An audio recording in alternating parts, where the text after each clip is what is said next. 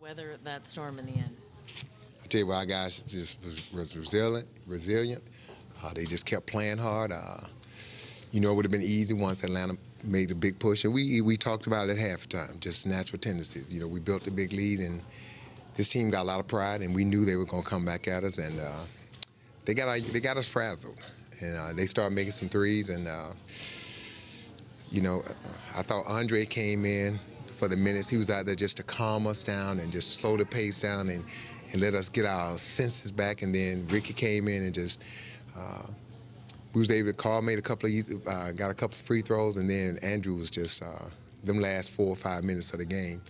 He was just unbelievable. We just tried to get the ball in his hand, and he was feeling it. You could tell early the way he was shooting the ball in rhythm. The ball was just going in all net. And we just had to try to figure out a way, because he kind of disappeared, and we just had to figure out a way to get the ball back to him. And once we figured that out, he was amazing. I mean, it's just 2 nights in a row, games in a row against 2 really good teams with good defenders and have good defensive schemes. And I'm just proud of our guys, the way they battled. And, they could have hung their head and quit after giving up a 30-point lead, and then to come back and win by 10 the way they did.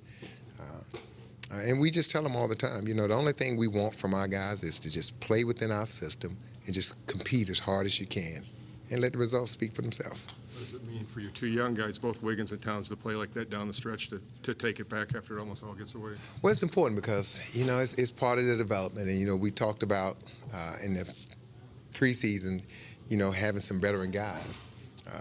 Would I go to the veterans? And there's times, we put Andre in. I thought Zach played amazing in the first half and got a little off kilter in the third quarter, but, that's how they learn.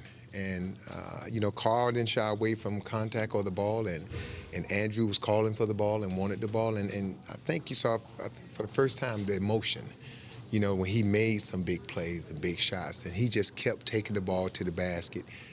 And even if he wouldn't have got the call, he was scoring. And that's the thing we talked about. Don't go to the basket with the idea of trying to get a foul. Go to the basket with the idea of trying to score.